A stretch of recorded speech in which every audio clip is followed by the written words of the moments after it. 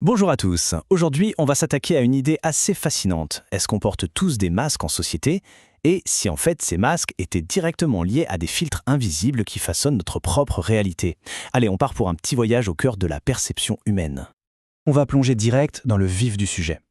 Est-ce que la vie, au fond, c'est pas un peu un grand bal masqué? Un endroit où tout le monde avance un peu caché, dissimulé. Cette image, elle est super puissante et ça va être notre fil rouge pour essayer de décrypter nos interactions de tous les jours.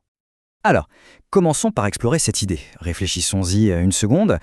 Au boulot, en famille et même, oui, même entre amis, on a tendance à adopter des rôles bien spécifiques, n'est-ce pas? On va essayer de comprendre pourquoi on ne montre pas toujours notre vrai visage. Mais alors, pourquoi est-ce qu'on porte ces fameux masques? Attention, l'idée, c'est pas de dire que c'est forcément négatif, hein. Loin de là. En fait, ils ont des fonctions vraiment cruciales. Ils nous aident à nous intégrer socialement, à protéger notre vulnérabilité et bien sûr à jongler entre tous nos différents rôles, le pro, le parent, l'ami. C'est un mécanisme d'adaptation super complexe en réalité. Ok, mais on peut aller encore plus loin. L'origine de ces masques, elle est bien plus profonde. Elle se trouve où? Eh bien, dans notre propre esprit. Si on ressent ce besoin de s'adapter au monde extérieur, c'est parce que notre vision de ce monde, elle passe d'abord par un truc, un filtre invisible, notre perception subjective. Voilà, le concept clé, c'est ça, la perception subjective. Pour bien comprendre, il suffit de penser à une situation toute simple. Deux personnes assistent exactement au même événement. Et pourtant, elles peuvent en garder un souvenir, mais complètement différent. Pourquoi? Parce que la réalité qu'on vit, elle n'est pas objective. C'est une interprétation façonnée par tout notre bagage. Nos expériences passées, nos croyances, nos émotions. C'est ça, notre fameux filtre invisible personnel. Et cette image, elle résume ça à la perfection. D'un côté, on a la réalité brute, objective, elle entre si on veut, et de l'autre côté, ce qui ressort après être passé par notre filtre, c'est notre expérience. Une version colorée, modifiée, bref, totalement unique. Encore une fois, il n'y a pas de jugement à avoir, ce n'est ni bien ni mal, c'est juste comme ça que notre esprit fonctionne. Et c'est là que les choses se compliquent un peu. C'est là qu'une tension fondamentale apparaît. Parce que d'un côté, on a ces masques, ces filtres, des outils, on l'a vu pour s'adapter à la société, mais de l'autre côté, il y a une force tout aussi puissante qui nous pousse de l'intérieur. C'est notre désir profond d'être nous-mêmes, d'être authentiques.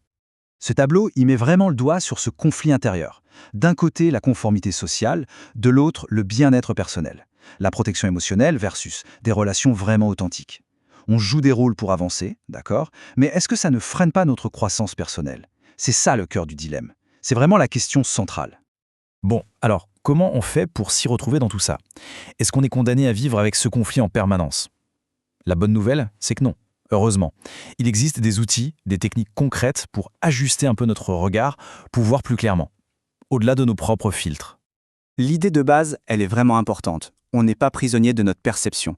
On peut la recadrer consciemment, c'est un processus actif. C'est un peu comme faire la mise au point sur un appareil photo, on voit bien l'idée. On peut apprendre à ajuster le filtre pour avoir une image plus nette, plus fidèle de la réalité. Pour y arriver, il y a en gros 4 étapes clés. Étape numéro 1, pratiquer l'empathie et l'écoute active pour vraiment essayer de comprendre la réalité des autres. Deuxième étape, questionner ses propres croyances, oser remettre en cause ses certitudes. 3, la pleine conscience pour observer ses propres filtres en pleine action mais sans juger. Et enfin, quatrième étape, la visualisation positive pour réorienter activement sa perception vers ce qui nous fait grandir. On arrive maintenant au défi final. Parce que la solution, attention, ce n'est pas de tout jeter, de rejeter tous les masques en bloc. Ce serait trop simple.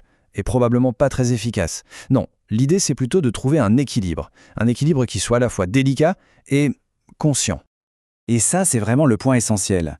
Le but du jeu, ce n'est pas de vivre sans aucun masque, c'est sûrement impossible en fait, mais de les porter en pleine conscience. Ça veut dire choisir quel rôle on joue et à quel moment, mais sans jamais oublier qui on est vraiment derrière. L'idée, c'est de devenir un peu le metteur en scène de sa propre vie sociale, plutôt que d'en être juste un acteur passif. Cette idée résume absolument tout notre parcours. Le vrai défi, ce n'est pas de devoir choisir entre le masque et le vrai visage. Non, c'est d'apprendre à danser entre les deux. Et pourquoi c'est si important? Parce que c'est précisément dans cet équilibre qu'on peut trouver à la fois une harmonie sociale et un vrai épanouissement personnel. C'est peut-être là que se trouve toute la richesse de l'expérience humaine finalement. Et voilà, on termine avec cette question pour la route. Quel masque on pourrait choisir de regarder derrière aujourd'hui? Le sien ou peut-être celui de quelqu'un d'autre? Quelle est la petite part d'authenticité qu'on pourrait inviter dans notre journée là maintenant? Le tout premier pas, même s'il est tout petit, il commence juste avec ça, une simple prise de conscience.